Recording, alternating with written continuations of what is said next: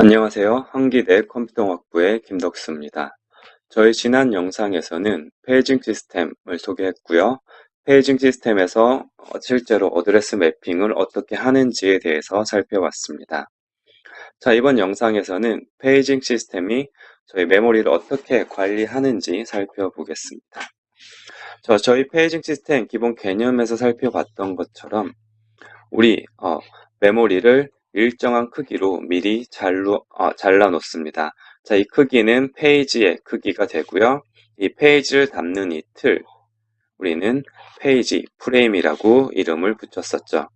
자, 페이지 프레임으로 미리 잘라 놓는다. 픽스드 파티션 멀티 프로그래밍과 유사하죠. 자, 이렇게 메모리를 관리하고요.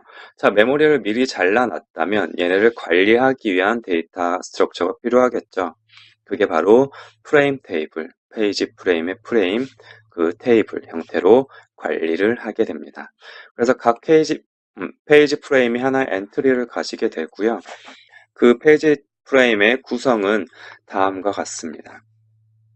뒤에서 실제 살펴보겠지만 실제로 그 페이지 프레임이 할당됐느냐 아니면 사용할 수 있느냐를 적어 놓는 녀석이 있을 것 같고요. 그리고 실제로 어떤 페이지가 올라와 있느냐도 적어둬야 하고요.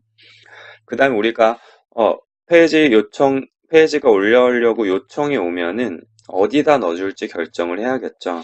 그러면 빈 공간을 찾아야 될 겁니다. 그 빈 공간을 관리하기 위한 어떤 그 링크 필드와 그리고 av라는 available의 약자인 것 같습니다. 프리 리스트의 헤더를 가르치는 포인터가 있을 겁니다. 이렇게만 얘기해서는 잘 모르겠죠. 뒤에서 그림을 보시면 쉽게 이해가 되실 거예요. 예, 프레임 테이블은 다음처럼 생겼습니다. 자, 저희가 말했던 필드들 다 확인할 수 있고요. 자, 일단 각 페이지 프레임에 번호가 있어야 될 거고요. 그리고 그게 이미 누가 쓰고 있는지 allocate 됐는지를 나타내는 비트가 있을 겁니다. 자, 그리고 누가 allocation 해 갔다면 누가 가져갔느냐, 우리 프로세스 아이디가 여기 적혀 있을 거고요. 자, 없었다면 이건 빈 공간이죠. 자, 이 빈 공간을 관리하는 또 데이터 스트럭처가 필요하겠죠. 어떤 페이지에 프레임 요청이 들어왔을 때 누구를 줄 것인가, 빈 공간을 찾아야겠죠. 빈 공간을 찾기 위해 사용하는 게 이 av라는 포인터를 통해서 얘는 뭘 하는 거냐면 가장 처음으로 비어있는 엔트리를 지칭을 하는 거예요. 자, 얘가 처음으로 비어있는 거고, 자, 그 엔트리들의 뒤에 보면 링크라는 게 존재를 해서 얘는 내 다음에 누가 비어있는지를 기록을 해놓는 겁니다. 쉽게 얘기해서 링크드 리스트를 만드는 거예요. 자, 비어있는 엔트리에 대한 링크드 리스트를 만드는 겁니다. 이 AB가 시작 포인터고요. 이 링크 리스트로 비어있는 애들이 이렇게 연결이 되어 있는 거예요. 그래서 요청이 들어오면은 자, 제일 처음에 얘를 할당을 해주고 그 다음에 AV를 얘가 지칭하고 있는 얘로 옮겨주면 되겠죠. 자, 이게 바로 프레임 테이블의 데이터 스트럭처입니다. 자, 그래서 만약에 과제로 여러분에게 페이징 시스템을 구현하라 라는 게 나오면 이걸 먼저 구현을 하시게 되겠죠. 물론 과제에 나오면 싫어하겠지만 여러분 충분히 할 수 있을 겁니다. 자, 이게 페이지 프레임에 대한 내용이었습니다. 넘어가 보겠습니다. 자, 저희 페이징 시스템에서는 페이지 쉐어링이라는 개념이 등장을 합니다. 자, 무슨 말이냐? 자, 여러분이 어떤 함수를 만들었어요. 함수를 만드는 얘가 굉장히 범용적으로 사용할 수 있다고 가정을 해볼게요. 그래서 A라는 프로그램도 쓰고 B라는 프로그램도 쓰고 C라는 프로그램도 얘를 쓴다고 하면은 기본적으로 이렇게 하시겠죠. 자, 여기 A가 사용하는 펑션, 이 녀석을 X라고 할까요? X를 올려놔야 될 거고요. B도 여기다 X를 올려놓고 C도 여기다가 X를 올려놔야겠죠. 자, 하지만 뭔가 좀 낭비가 되는 것 같은 느낌이 드실 거예요. 그렇죠. 굳이 뭐 똑같은 앤데, 똑같은 함수인데 얘를 다 이렇게 올릴 필요 있느냐? 그냥 이러지 말고 얘를 하나만 올려놓고 얘도 얘를 쓰고 얘도 얘를 쓰고 얘도 얘를 쓰게 하면 되겠죠. 자, 이런 개념이 바로 페이지 쉐어링입니다. 즉, 페이지를 공유한다는 거예요. 자, 이게 가능한 이유는 non-continuous allocation이기 때문이죠. 저희 continuous allocation이었다면 이 A가 사용하는 모든 녀석이 이렇게 쭉 들어갔어야 되는데 non-continuous니까 부분 잘라서 넣어줄 수 있을 겁니다. 그래서 이런 공유가 가능해진다 라고 개념을 잡으시면 되고요. 자, 공유 가능한 페이지는 크게 두 가지로 구분해 볼 수 있습니다. 첫 번째, 제가 말했던 것처럼 펑션, 다른 말로 하면 프로시저죠. 프로시저 페이지, 프로시저 페이지를 공유할 수 있을 거고요. 즉, 코드, 퓨어한 코드를 담고 있는 페이지를 공유할 수 있고요. 두 번째는 데이터 영역도 공유할 수 있을 거예요. 자, 우리가 같은 데이터를 모든 녀석이 액세스한다면 이렇게 하나 올려놓고 쓸 수도 있겠죠. 그리고 그 데이터는 읽기만 할 수 있는 형태도 있을 거고요. 자, 얘는 뭐 직관적으로 그냥 공유해서 써도 되겠죠. 두 번째는 읽기와 쓰기가 다 가능한 경우도 있을 거예요. 자, 이런 경우 좀 조심을 해야겠죠. 여러 명 여기다 쓰려고 하다 보면 서로 엉키게 되겠죠. 저희 배웠었죠. 뭐 세마포 이런 거 배울 때 나왔던 뮤추얼 익스클루전 문제가 발생을 할 겁니다. 자, 그래서 이런 경우는 컨커런시 병행성을 제어하는 기법과 같이 사용을 한다면 공유해서 사용할 수 있을 거다라고 생각하시면 됩니다. 자, 그래서 그림으로 한번 예제를 만들어 보면은 저희 예를 들어 한글을 사용을 하는데 여러분이 한글을 보통 하나만 쓰기도 하지만 여러 개 띄워놓고 쓰실 때도 있죠. 자, 그러면은 그 한글이라는 이 에디터는 자, 요 세 개 이 세 개 페이지는 실제 코드이기 때문에 모든 애들이 얘를 공유하고 있을 거예요. 자, 그러면 얘를 다 각자 올려도 되겠지만 그냥 그럴 필요 없이 이렇게 하나만 올려놓고 모두가 얘를 쓰면 되겠죠. 이렇게 올려놓고 얘도 페이지 테이블에 3번, 4번, 6번 써놓고 3번, 4번, 6번이죠. 얘도 3번, 4번, 6번 3번, 4번, 6번 써놓고 실제로 여러분 작성하는 문서, 이게 데이터가 되겠죠. 이 데이터들만 서로 다른 곳에 이렇게 기록을 해두면은 훨씬 메모리를 효율적으로 사용할 수 있을 겁니다. 자, 이게 기본적인 페이지 쉐어링의 개념이고요. 자, 그래서 데이터 쉐어링 같은 경우는 이렇게 하면 되죠. 우리가 이 데이터를 공유를 한다면 자, 여기다가 저희 프레임 테이블을 페이지 테이블을 맵 테이블을 생각을 하시면 자, 이건 PMT죠. 페이지 맵 테이블 관점을 생각을 해보면 자, 두 개의 프로세스가 자기만의 PMP를 가지고 있지만 얘가 올라가 있는 페이지 프레임 번호를 같은 애를 쓰면 될 겁니다. 그러면 같은 영역을 접근하게 되는 효과가 나겠죠. 자, 이렇게 데이터 페이지 쉐어링 간단하게 할 수 있고요. 그 다음은 프로시저 페이지를 살펴보겠습니다. 자, 프로시저 페이지 마찬가지로 저희가 같은 페이지 프레임 넘버를 적음으로써 같은 프로시저 페이지를 공유할 수 있습니다. 쉽게 공유할 수 있어요. 자, 그런데 여기서 한 가지 문제가 발생합니다. 자, 일단 프로세서 1의 입장에서 한번 볼까요? 자, 이 녀석의 입장에서 이 페이지는 K1번 페이지입니다. 그렇죠? K1번 페이지고요. 자, 그렇기 때문에 얘가 이 내부에서 어떤 브랜치가 있다고 했을 때 여기 적히게 되는 가상 어드레스는 K1에서 요만큼 떨어진 녀석을 가라고 할 거예요. 그렇죠?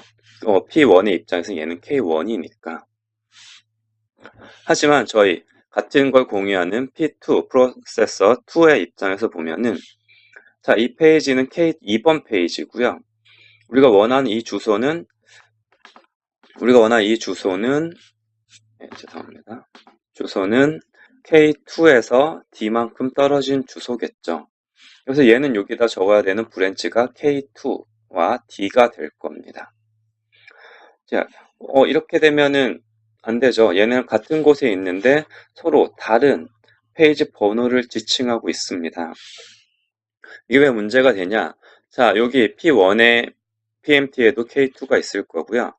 P2에 PMT에도 K1이 있을 거예요. 자, 만약에 이렇게 적었다 가정을 하면, 자, P1은 문제가 없는데, P2 같은 경우는 갑자기 K1의 D로 점프를 하래요. 자, K1이 뭐 여기 있을 수 있겠죠? 자, 여기서 D로 가라고 하면 여기에 가라는 얘기죠. 자, 내가 가고 싶은 곳은 여기인데 엉뚱한 곳에 가게 됩니다. 자, 이렇게 서로 지칭하는, 부르는 이름이 다른 거죠. 부르는 이름이 다름으로써 자, 이렇게 저희 프로시저를 공유했을 때는 이러한 문제가 발생할 수 있습니다. 자, 그러면 이 문제를 어떻게 해결할까요? 자, 그 한 가지 솔루션은 다음과 같습니다. 자, 그럼 바로 이제 부르는 이름을 그냥 통일시키는 거죠. 자, 우리가 공유하려는 이 페이지의 이름은 K라고 약속을 하자라고 해서 이 이름을 통일시키면은 이 주소에서 혼동 없이 사용할 수 있을 겁니다. 정리하면 프로세스들이 공유하는 페이지에 대해서는 그 정보를 PMT에 같은 엔트리에 저장한다. 이름을 같은 이름을 부여한다라고 생각하시면 됩니다. 이게 프로시더 페이지 쉐어링의 문제점을 해결하는 한 가지 솔루션이었습니다. 자, 페이지를 공유할 수 있습니다. 자, 저희가 공유할 수 있다는 건 무슨 문제가 생긴다는 거죠? 보안의 문제가 생긴다는 거죠. 자, 그래서 이 페이지에 대한 보호 문제가 발생하게 됩니다. 프로텍션 문제가 발생하게 되죠. 자, 그래서 어떤 프로세스는 이 페이지에다가 써도 되고, 어떤 애는 여기다 쓰면 안 되고, 뭐 이런 조건들이 있겠죠. 자, 이걸 해결할 수 있는 방법, 이걸 수행할 수 있는 방법은 프로텍션 비트라는 걸 사용하는 거예요.